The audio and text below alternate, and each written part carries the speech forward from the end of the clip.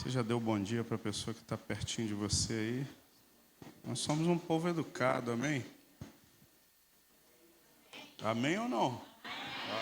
Graças a Deus. É bom ver a Gabi aqui. Não só falta. Estou com vontade de pregar hoje, irmão. Mas antes de pregar, eu queria orar pelo Gabriel. Vem cá, Gabriel. Não sei se a Raíssa está aí. Fica em casa, né? Nós vamos orar pelo Gabriel, a Raíssa. Daqui a pouco eles estão prestando a prova do Enem. Fica em casa não, a menina é crente.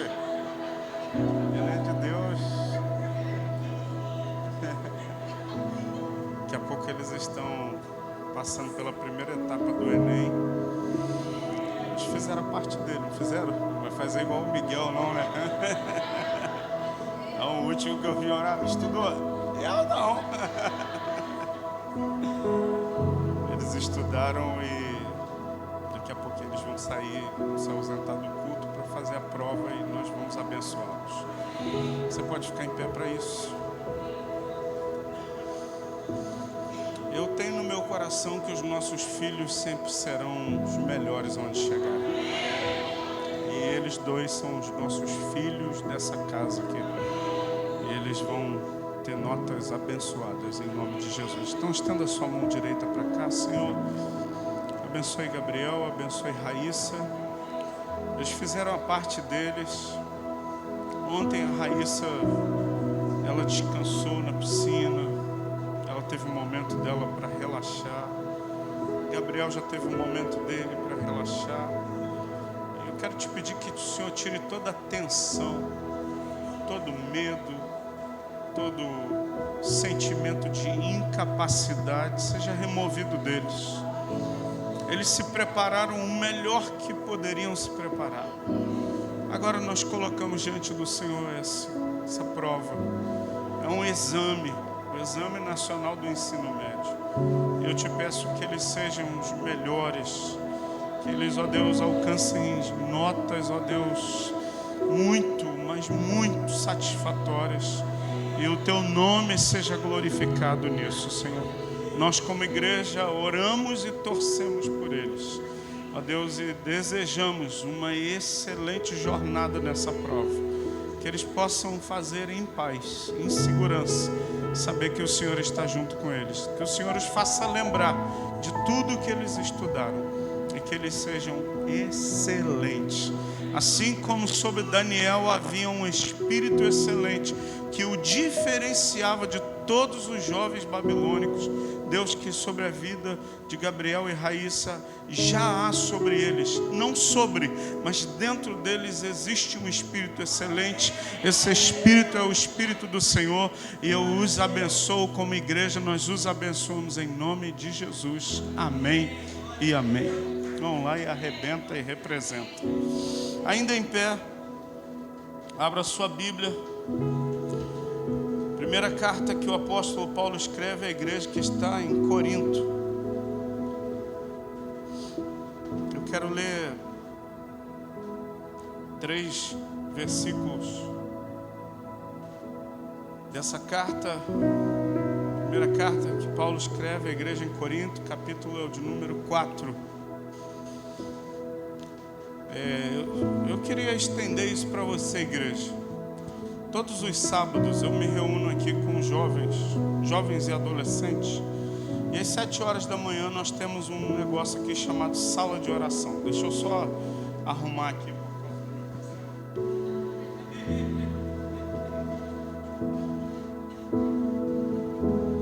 Pronto, agora eu estou me sentindo melhor. Todo sábado pela manhã a gente está aqui. E nós oramos, e desde que a gente começou, eu entendo que oração sem palavra é força sem direção. E a gente decidiu orar e ler a Bíblia juntos. Lemos o Evangelho de Mateus, eles terminaram. Falou, pastor, qual o próximo? Nós lemos o livro de Romanos. Foi Romanos? Foi Romanos. Sim, lemos o Romanos primeiro, depois o Mateus. E agora a gente está lendo a carta que Paulo escreve à igreja em Corinto. E eu aprendo muito mais com eles do que eles têm aprendido comigo. Eles falam.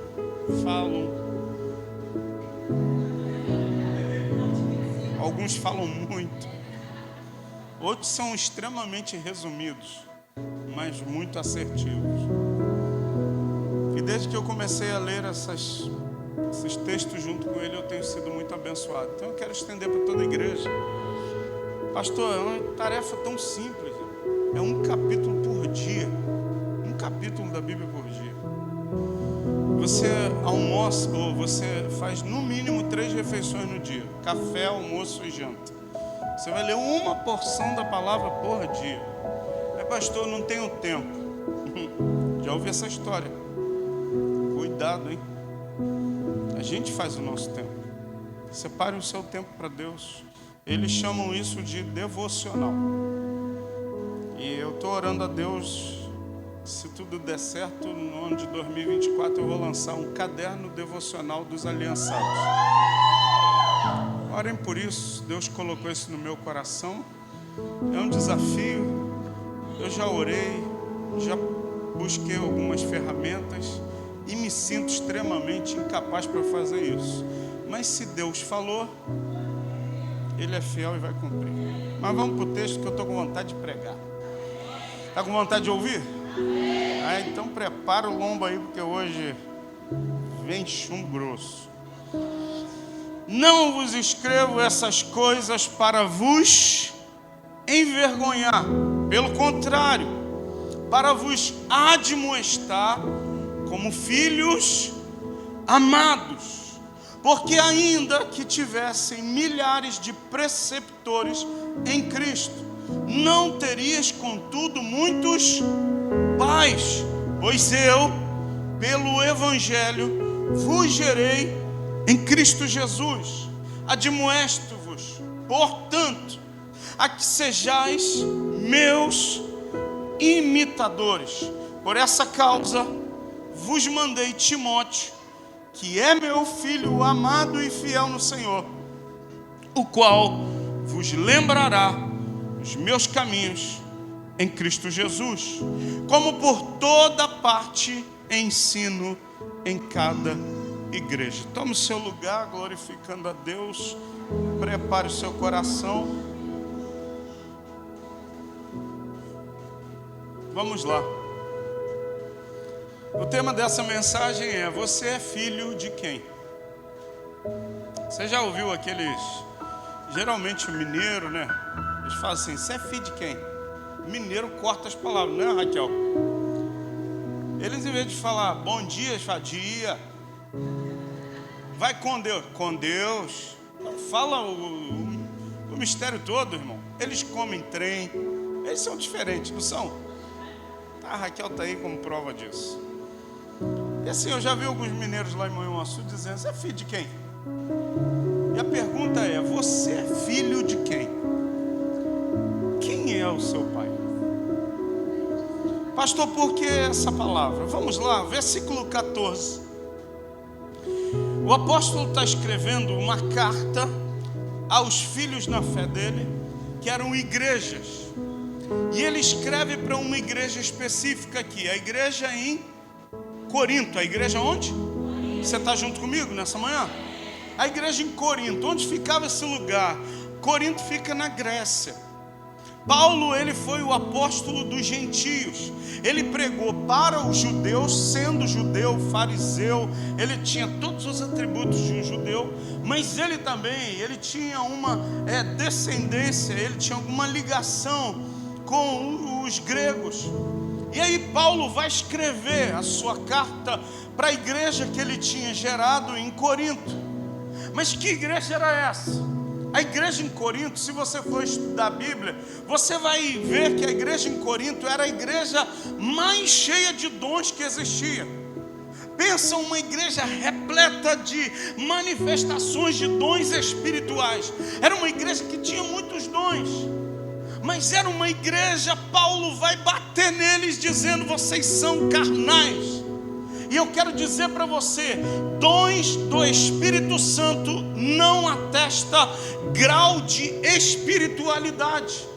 Você já viu gente que fala em língua estranha, reteté no sapatinho de fogo do Cambacé do Proviar, mas o testemunho dessa pessoa é horrível. O testemunho dela chega a cheirar mal, dá náuseas, dá repulsa, dá raiva, dá vontade de socar a cara dela. Mas quando ela está no ambiente espiritual, oh, aleluia, muda até a voz. Louvado seja Deus. Sai do ambiente espiritual, xinga palavrão, cospe no chão, bica o cachorro, chuta o gato. Eu quero dizer para você que essa igreja tenha muitos dons, mas eles não atestam nosso nível de espiritualidade. Até porque os dons não são para nós, servem ao próximo. Por isso que Jesus disse assim, exortando os discípulos, ele disse: no grande dia, alguns ouvirão: seja bem-vindo, bendito de meu Pai. E a outros: apartai-vos de mim, porque eu não vos.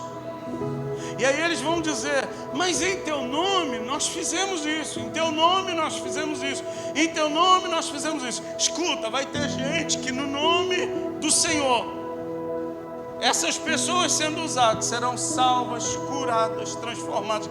Mas essa pessoa que foi usada, Deus vai dizer assim: não lhe conheço. Pensa que situação. Agora eu quero dizer para você, o mais importante não é ser usado por Deus. E quantas vezes nós oramos dizendo assim: Deus, usa a minha vida. Pastor, algum problema nisso? Nenhum, é saudável.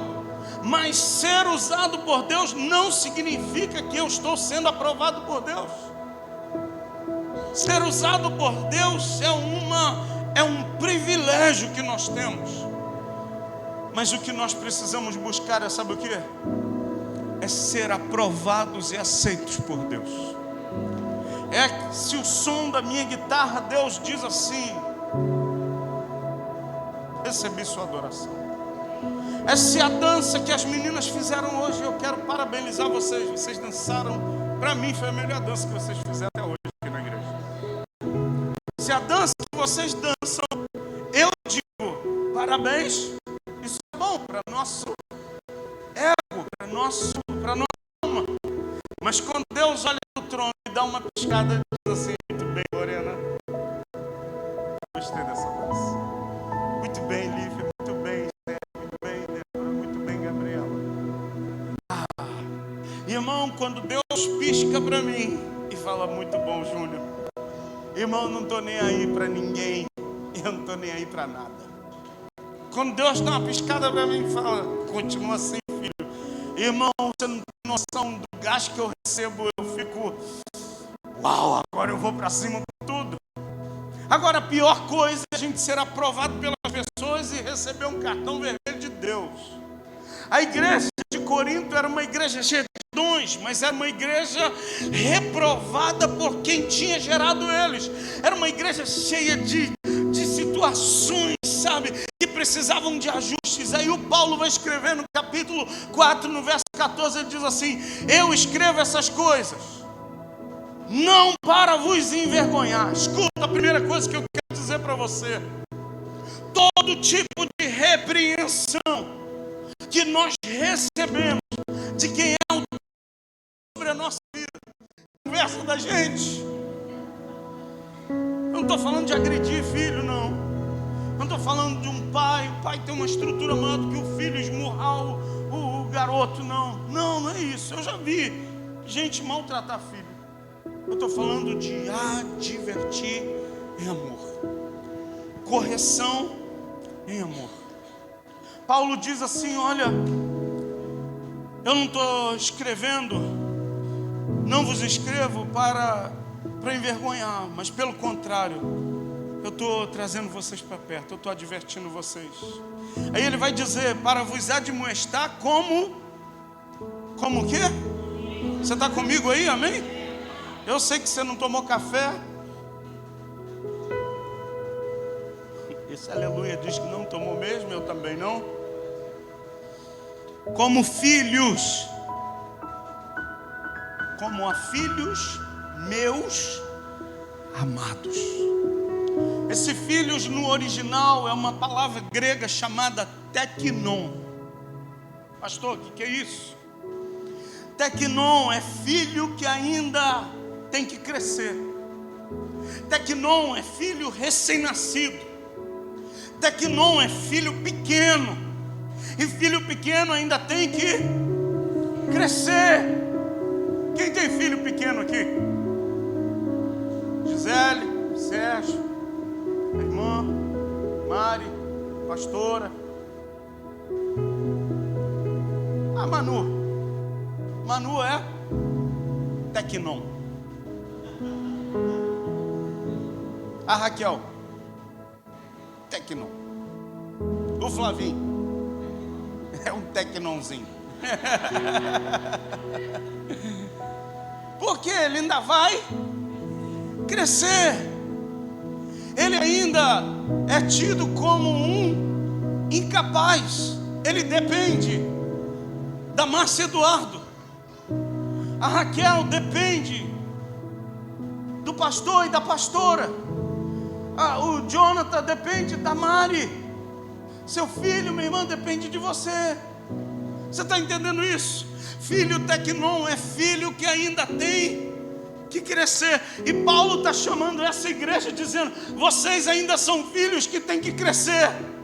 E eu quero dizer para você que o plano de Deus não é que a gente seja filho. Pensa o Flavinho com 50 anos. Desse jeito aí, que tal? O Eduardo fazendo assim nele, cafuné. E ele falando para a Márcia, mamá. Mamá, mamãe. Mamá.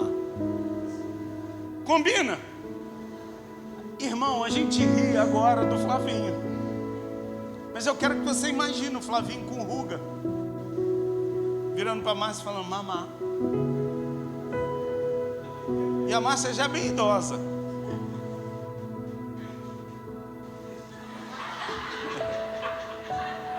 Deixa eu pregar, Ângelo.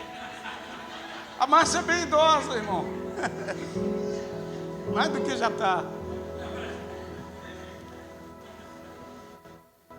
E ela pegando uma mamadeirona da bolsa dela e dando pro Flavinho, e o Flavinho no meio do culto. Quando você olhar, você vai rir. Que troço estranho é esse? Que coisa esquisita. A gente vê o João Lucas comendo na igreja, correndo na igreja, a gente fala, ai que bonitinho, que gracinha. Penso o João Lucas com 30 anos, o Sérgio já com a barba toda branquinha, tocando bateria ainda, fazendo raiva no pastor, piorando, porque vai mais velho, piora mais. E lá embaixo, eu já vi o Sérgio dando comida para o João Lucas lá embaixo. Aí o João Lucas com 30 anos, o Sérgio já com a barba branquinha. Toma, João Lucas, aviãozinho. Aí João Lucas, ah, irmão, não dá, não combina. Paulo está dizendo assim, olha, eu estou chamando a atenção de vocês, porque vocês ainda são filhos pequenos. Vocês são pequenos, mas são amados meus. Eu quero dizer para você, quando Deus chama nossa atenção, porque Ele olha para a gente como filho.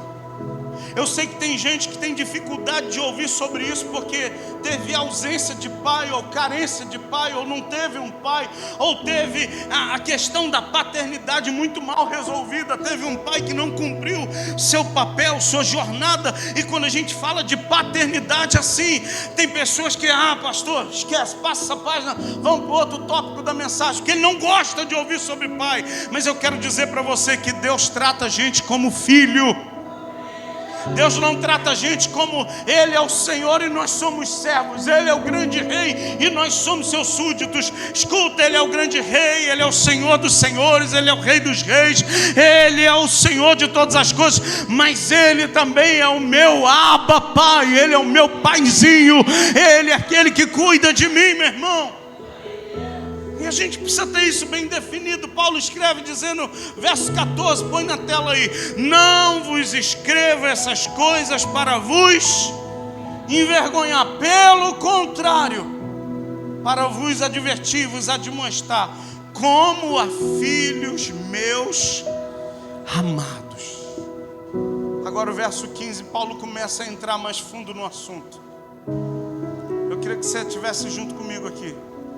Ele diz assim: porque ainda que tivesses milhares de preceptores, talvez em outros tenham versões diferentes, diga tutores.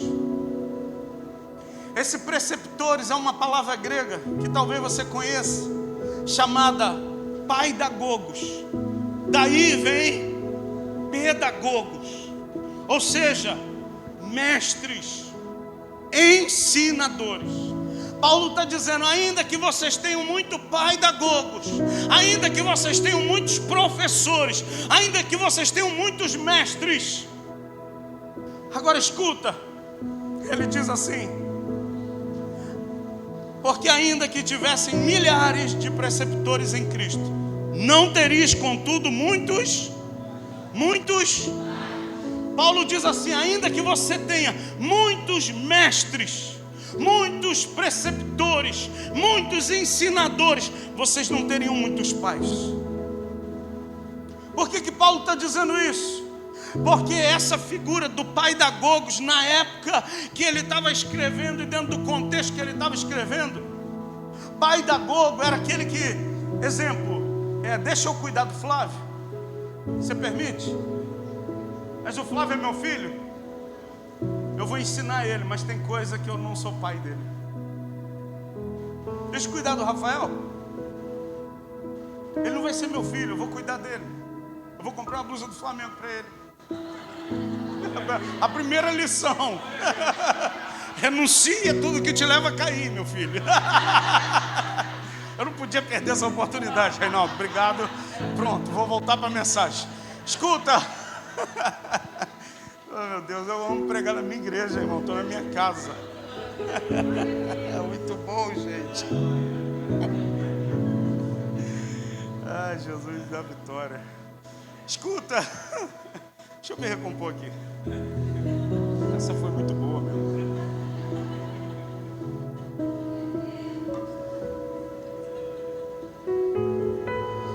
Eu ia cuidar do Rafael, mas eu não sou pai. Paulo está dizendo assim: ainda que vocês tenham muitos mestres em Cristo que vos ensinaram, nenhum deles era seus pais. E aqui eu quero dizer para você, a gente vive dias hoje onde você encontra mestre e ensinador para tudo que é lugar. Você abre aí o teu celular, eu quero ouvir hoje uma palavra de paz. Vou ouvir a oração do fulano de tal. Aí você ouve, ai que oração linda. De alguma forma, ele está sendo um pedagogo, está te ensinando algumas coisas, mas ele não te gerou.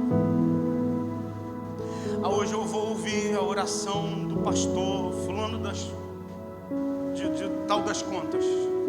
Aí eu amo essa oração. Teve alguém até que me mandou na internet: pastor, ouve essa oração, que coisa linda.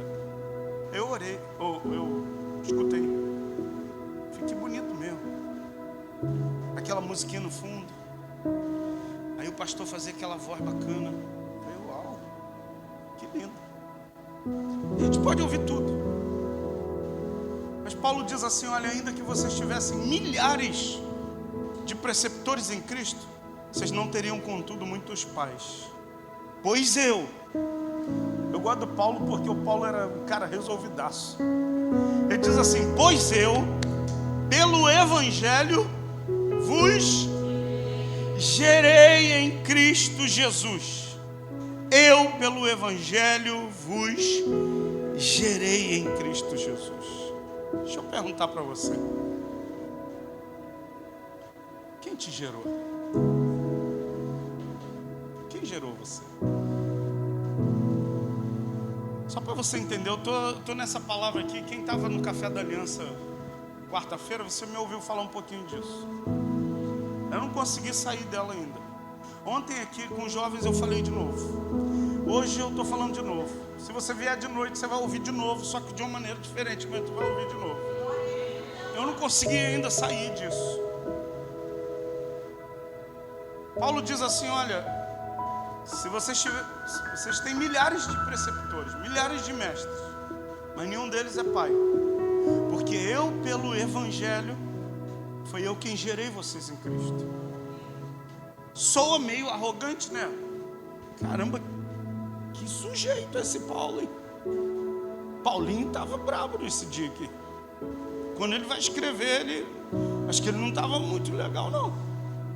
Mas olha o que ele vai dizer, eu gerei. Eu falei, aí fui pesquisar sobre como funciona a gestação. Tem uma grávida aqui, Vilane. E eu não sou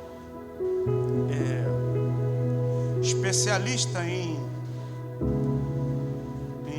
assuntos, como é o nome do negócio? Obstétrico, ginecológico é outra parada, é outro departamento. Mas eu fui dar uma pesquisada aqui na internet, ela ajuda a gente para muita coisa. E eu sempre tive dúvida nisso. Eu participei do pré-natal da Manu todinho. Eu fui em todos os pré-natais junto com a pastora. Eu sabia tudo de pré-natal. Eu estava apto para fazer o parto da pastora. Por que você está rindo, irmão? Eu estava mesmo. Eu participei, a Manu ia nascer na casa de parto ali do outro lado. A gente queria que ela fosse natural, originária, com DNA de realengo. Ia ser na casa de parto. Eu sabia todos os sinais, as contrações, eu sabia até o nome da bicha lá da contração. Ia diminuindo os espaços, o tempo. Sabia tudo. Não deu nada certo lá. Foi com o Alexandre Fleme. Louvado seja Deus, a mocinha está aí com 14 anos. Agora, uma coisa que eu sempre perguntava para a Cristiane, toda vez que ia fazer a ultrassonografia, como é que sabe exatamente as semanas? Não entendo essa contagem, Cristiane. Como é que a mulher mete o troço aqui, às vezes por outra via, e fica sabendo a idade lá? Não, está com tantas semanas, está com tantas semanas. A irmã é enfermeira, né? Especialista no assunto. E aí eu lendo algumas coisas, eu descobri que a primeira semana da idade gestacional, ela começa antes da concepção ou fecundação acontecer. Ela começa no primeiro dia da última menstruação da mulher. Ali começa a contagem da primeira semana. Ou seja, aí Deus falou algo comigo interessante. Para você ser gerado, eu preciso estar pronto. Para gerar pessoas para Jesus, eu primeiro preciso estar pronto. Porque se aqui não está pronto, eu não posso te gerar. E aí eu me lembrei de uma palavra que eu recebi de um pastor muitos anos atrás. Exatamente nesse prédio aqui. Eu vim para uma reunião de oração nesse prédio. E o pastor que aqui presidia, o pastor Rogério, ele foi orar por mim. Mas antes de orar por mim, eu já o admirava. Ele tinha um ministério muito grande. Eu estava começando, 25, 30 pessoas, fazendo um esforço terrível para a igreja avançar. Uma luta tão grande que a gente passava. E eu vim aqui, eu falei, poxa, cuida de mim, eu não tenho ninguém para cuidar de mim. Ele falou assim, Juninho, se ajoelhou. Ele me chamava de Juninho. Se ajoelhou e falou, bota a mão na minha cabeça e ora por mim. Eu falei, eu vim aqui para o Senhor orar por mim. O Senhor manda eu orar pelo Senhor. Ele falou, porque sobre a tua vida tem uma unção fresca. Ele falou assim, algumas coisas eu estou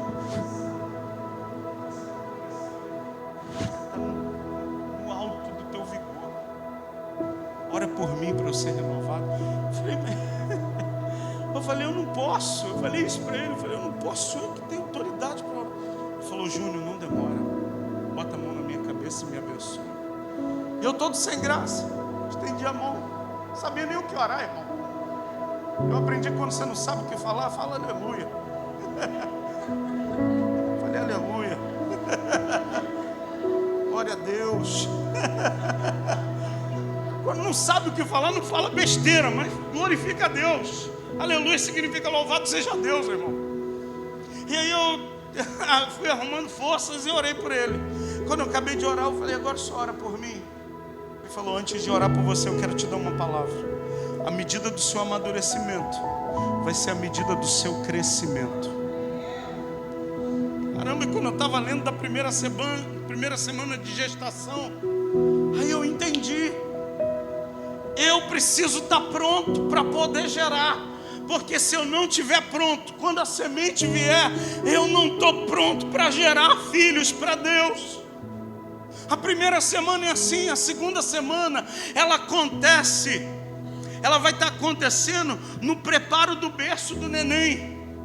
Ou seja, o útero está sofrendo profundas modificações para receber o futuro embrião em desenvolvimento. Escuta, meu coração, irmão, o coração da pastora, o coração de cada líder de célula precisa passar por constantes mudanças. A gente precisa amadurecer, a gente precisa aprender a perdoar, a gente precisa olhar para uma vacilada de alguém e dizer assim, não, mas eu tenho que olhar com misericórdia, ele está aprendendo a caminhar. Porque às vezes a gente é tão duro com as pessoas, que a pessoa erra, a gente fala, seu vacilão, sai daqui, eu não quero mais cuidar de você, você não presta, você é isso. Escuta, Deus vai moldando a gente, Deus vai transformando a gente, para a gente estar preparado, para a gente gerar outros para Jesus. E eu quero dizer que Deus está preparando a igreja, para a gente gerar muita gente para Jesus, meu irmão. Você está amadurecendo. Bata no ombro de quem está do seu lado e diga assim, é tempo de você amadurecer, meu irmão.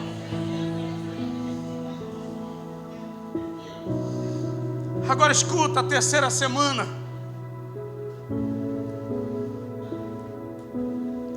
é onde acontece a concepção. O espermatozoide se encontra no óvulo, que está na trompa, e ali um milagre da vida acontece. Esse processo, ele leva 24 horas. A quarta semana, a célula do zigoto, porque não chama nem feto ainda, chama zigoto. Na quarta semana começa a se multiplicar. A medida dele é 0,2 milímetros de diâmetro. Algumas pessoas vão dizer que é 5 vezes menor que a cabeça de um alfinete. Escuta, sabe o que? É o início de algo que talvez seja imperceptível para os olhos, mas Deus já está agindo. Eu quero te dizer que tem coisas que Deus está fazendo na sua vida que talvez seja imperceptível para os olhos, mas Deus já está agindo na tua vida. Tem gente que eu tenho chamado de diácono, é porque está imperceptível para os teus olhos, mas eu já estou vendo você como diácono. Tem gente que eu olho e diz homem de Deus, aí tem gente que diz assim, eu, homem de Deus, eu sou um pecador terrível. É porque eu já consigo ver, a concepção já aconteceu, o zigoto está se multiplicando, as células, sabe, eu já consigo ver o milagre da vida de Deus sendo gerado na tua vida, e você se transformando em um crente cheio do Espírito Santo, em um filho espiritual nessa casa, meu irmão. Agora escuta, quando eu estava, sabe, Deus estava me dando essa mensagem, eu falei, esse é um grande problema que a gente enfrenta, porque até a 8ª semana é o tempo mais crítico da gestação.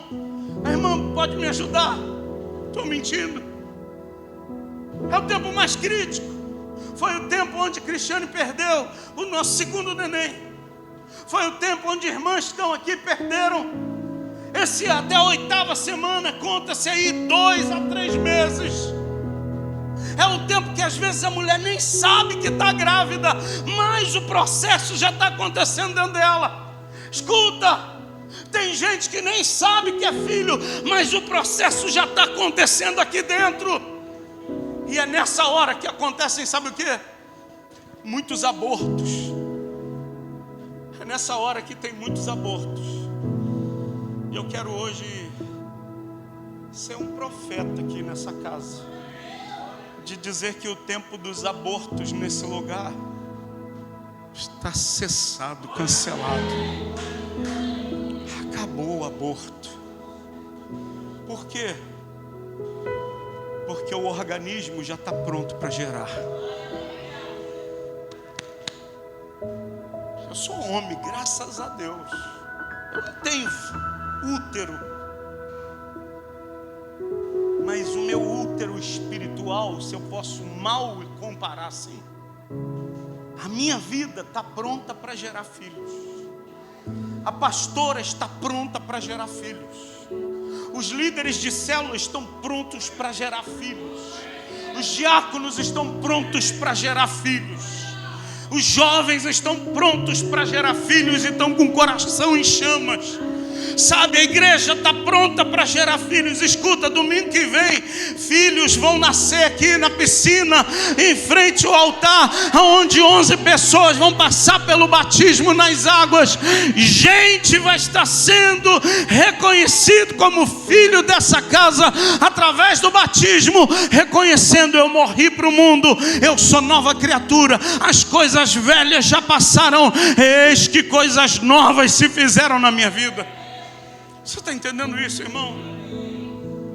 Paulo vai dizer para a igreja em Corinto, volta lá no texto bíblico, ele diz, vocês poderiam ter muitos milhares de preceptores, mas não tem muitos pais, pois eu, pelo evangelho, foi eu quem gerei vocês. Eu quero dizer, foi eu quem te gerei.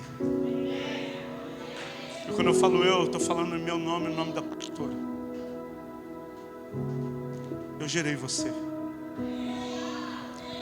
A pastora te gerou, Dai. Eu lhe gerei, Ana. Você chegou aqui quebrada. Chegou aqui com a sua alma destruída. Eu e a pastora te geramos. Eu quero dizer, você é filha. Eu gerei. Gerei muitos aqui. Simone, Noemi eu não gerei de agora não. Uma pirralha de 13, 14 anos, ia lá para casa, agora está com 70 já, ia lá para casa cheio de problemas, cheio de crises, cheio de demônios. Ia lá para casa e nós amávamos ela. Pastor, como vocês geraram? A gente só amava, irmão. Nem Bíblia direito a gente sabia, nem eu, nem Cristiane. Mas a gente amava as pessoas. Nós amamos ela, ela se desviou, foi para longe. Mas a gente nunca esqueceu dela. A menina que dormia lá na nossa cama, quantas vezes? Dormia abraçado com a Cristiane. E no dia que ela chegou aqui, com o bitelo do negão. O que essa moça está arrumando, cara? Eu acho que não tem problema de eu falar negão aqui não, né? Porque tem gente que agora não pode falar mais nada, irmão. Chegou aqui, falou, não, pastor, ele é católico, ele não gosta da igreja, não. Eu gerei o Robson. Robson hoje é um filho espiritual. Escuta, tem gente dando testemunho de quem é o Robson. Teve gente que me procurou, falou assim, pastor, aquele irmão, esposo da Noemi, cara, aquele é homem de Deus, pastor. Eu vejo a conduta dele. Eu gerei. Escuta, eu vou gerar muito mais, irmão. Eu estou chegando agora no auge, 4.8, turbinado, sem queimar óleo, irmão. Domingo eu vou fazer 4.8, irmão, e agora eu estou no auge da forma. Bíceps definido. Abdômen super definido, irmão. Redondo. Escuta, eu tô a fim de gerar mais filhos. Escuta, eu gerei você nele. Você é filha que foi gerada aqui. Uma garotinha pequenininha que nadava na piscina de Padre Miguel. A Cristiane falou, amor, vamos ganhar ela para Jesus. Eu falei, vai lá nadar com ela. E a Cristiane foi lá, ela não sabia nada de natação. Ela não foi lá para aprender a nadar, ela foi lá para ganhar você para Jesus. Sabe, eu não comecei ontem não, irmão. Eu tenho história aqui nessa casa. Outros chegaram aqui, sabe, no meio do caminho já. Hoje tem Vilane, Reinaldo. Raí chegou aqui, era um pirralho que queria ser jovem, tinha que ir para as crianças. Eu quero ser jovem. Eu quero ir para os jovens. E os meninos sacudiam ele. Sai daqui, moleque. Alexandre fazia essa maldade com o rapaz. Eu lhe gerei, cara. Eu gerei você, Davi. Eu gerei você, Alexandre. Eu te gerei, Raíssa. Quantas vezes canta, Raíssa? Não consigo cantar. Canta, menina. Escuta, eu não sabia. Eu era um pai ainda, sabe, de primeira viagem. Não sabia tratar. Mas eu amava. Tinha amor, paixão. Continuo amando, tendo paixão, meu irmão. Eu quero dizer para vocês que eu gerei. Eu agradeço a Deus por cada pegada que meu pai deixou. Tem gente aqui que é do ministério do meu pai, Fátima. É muito tempo, irmão. É muito tempo isso. Deixa eu beber água aqui para me recompor.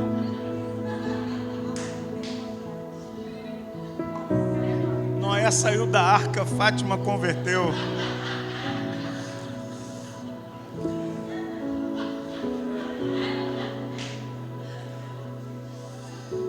Escuta, e a gente está gerando outros. Mas o Paulo, ele vai concluir, verso 16, eu preciso encerrar minha mensagem. Ele diz assim, olha, pastor, o senhor não falou meu nome, que o senhor me gerou, eu também te gerei. Para você não ficar ferido, eu gerei você. Se eu for falar o nome de todos, a história de todas, aí ó, viu? Eu te gerei, anjo. Só esse cabelo que não tem nada a ver comigo. Isso aí é uma falha genética. Verso 16, vamos dar ideia para o Ângelo não, que ele é um filho de 7 meses. Verso 16. Admoesto-vos. Paulo vai escrever essa palavra a segunda vez. E esse admoestar é uma palavra grega chamada paracaléu. Paracaléu significa chamar para o lado, advertir, exortar, chamar para o lado. Meus o quê? Escuta, Escuta isso. Essa palavra imitadores, no grego tem uma palavra chamada mimeomai. Mimeomai. Pastor, que troço é esse? Mimeomai significa, sabe o quê? Fazer mímica. Imitar alguém. Você já viu aqueles caras fazendo mímica? Geralmente os caras se vestem de palhaço, igual teve no Dia das Crianças aí, esteve visitando a gente aí o Paçoca. Os caras se vestem igualzinho o Paçoca. E aí alguém passa na rua e ele vai acompanhando. Escuta, até a passada é igual. O gesto é igual. Aquilo ali chama mímica. Paulo diz, sabe o que? Para os filhos na fé: sejam meus imitadores. Faz o que eu estou fazendo. Olha e repete. Olha e repete. Olha e repete. Deixa eu perguntar. A espada vai entrar com tudo agora. Você está olhando e repetindo? Olha e repete. Pastor, o senhor está metido? Estou te chamando para o lado. Olha a minha conduta e repita. As mulheres, olha a conduta da pastora e repita. Uma irmã, tempos atrás, me chamou. Ela está ali atrás, ó, Josélia. Ela conheceu meu pai. Ela falou assim: pastor, o senhor está ficando igualzinho o pastor Nilson. Eu falei: o quê? O senhor está ficando igualzinho o seu pai. Ela achou que eu ia brigar, falar alguma coisa. Eu falei: é o maior e melhor elogio que eu já recebi na minha vida. Sabe por quê? Porque tudo que eu faço nesse altar, eu estou imitando meu pai. Meu paizinho não está mais aqui comigo, está na glória. Hoje eu tenho um pastor que eu olho e imito. Olho e imito. Olho e imito. Pastor, mas aí a gente perde a nossa identidade. Eu tenho a minha identidade, mas os princípios espirituais eu imito. A conduta no trato das pessoas eu imito. Como trata a Bíblia, o Evangelho, eu imito. Agora eu tenho as minhas características pessoais, isso é imutável, não vai mudar. Pastor, o senhor está falando que eu tenho que me vestir igual ao senhor, que eu tenho que andar igual ao senhor, que eu tenho que fazer os trejeitos do senhor? Não. Estou falando que você deve imitar a minha conduta na fé. Estou falando que você deve imitar a minha maneira como eu olho para as escrituras, como eu me porto, como eu porto com a minha família. Imite. Se você foi gerado nessa casa, se você é filho, seja meus imitadores. Como eu sou do meu pai que partiu, como eu sou do meu pastor que é meu referencial, como eu estou seguindo Cristo. Você entende a palavra hoje? E eu quero encerrar lendo o verso 17. Por essa causa, que causa? A confusão que estava na igreja. Paulo diz assim: vos mandei Timóteo, que é meu. Escuta, sempre que a situação pegava, Paulo mandava quem? Quando ele não podia ir, estou mandando Timóteo. Ele é meu filho, amado e fiel no Senhor. E aí o texto continua e diz assim, pode passar: o qual vos lembrará. O que está escrito aí?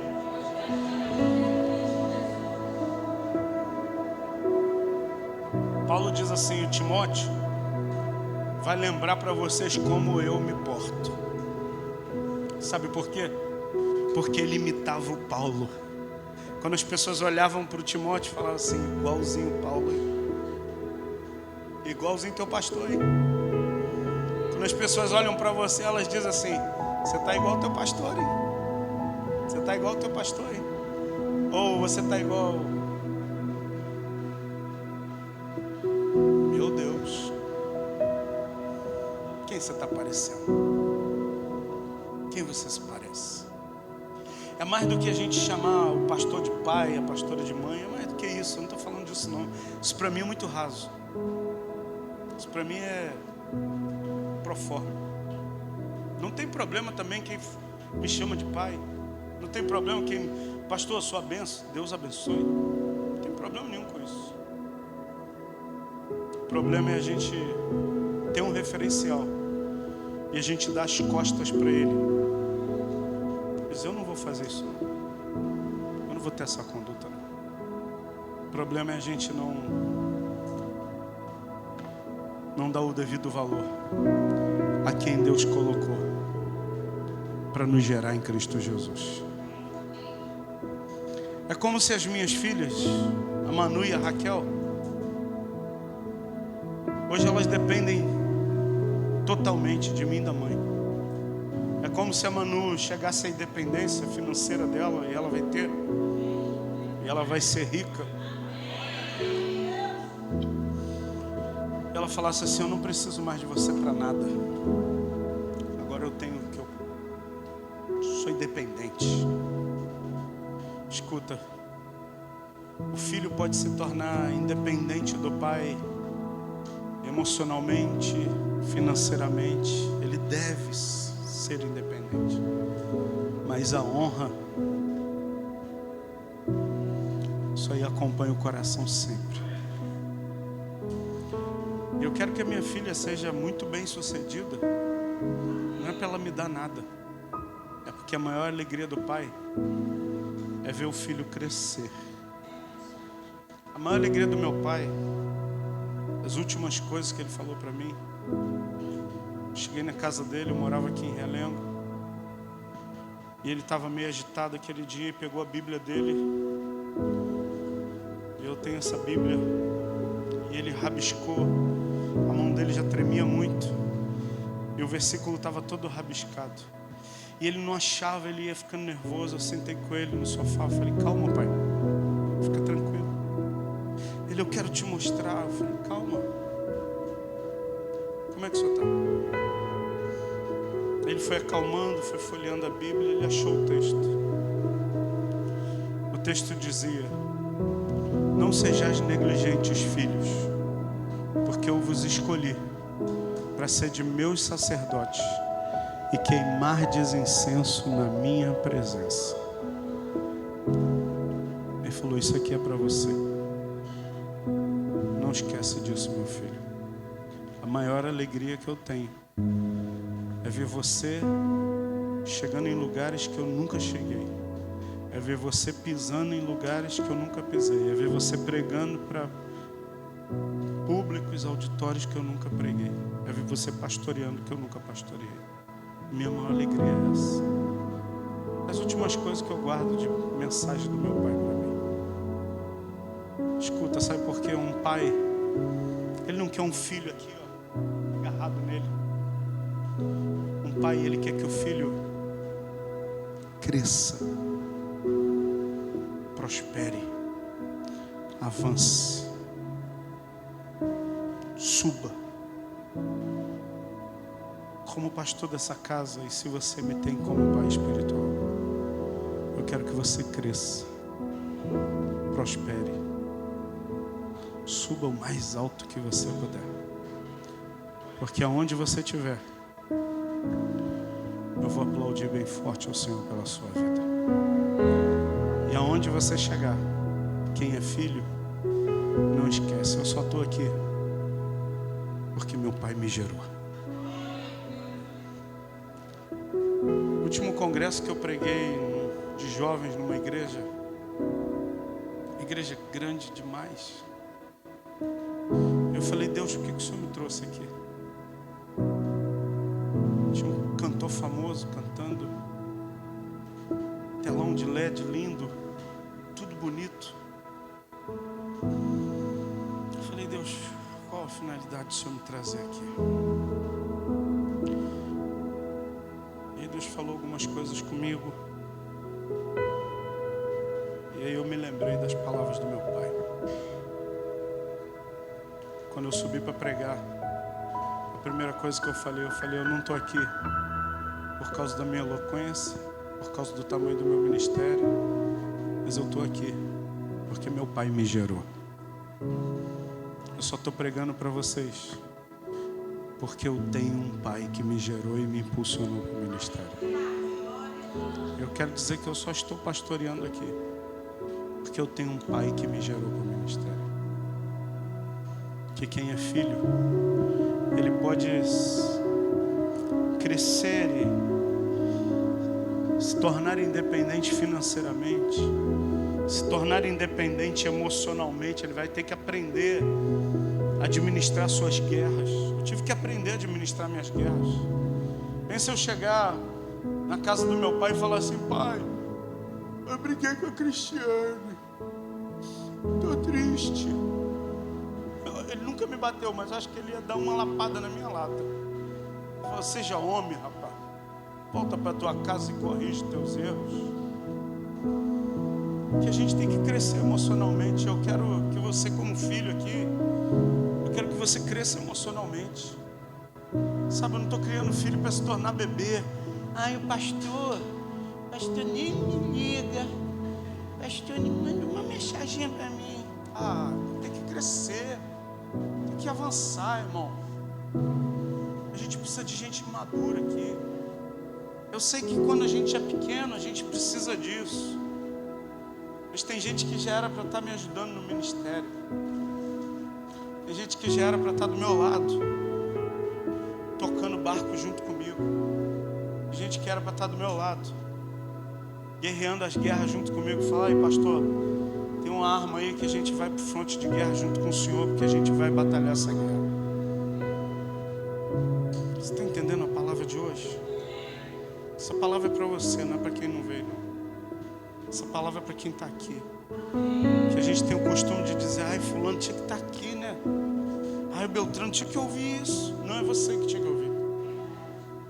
É você que tinha que estar aqui nessa manhã. Porque é você que tem que crescer.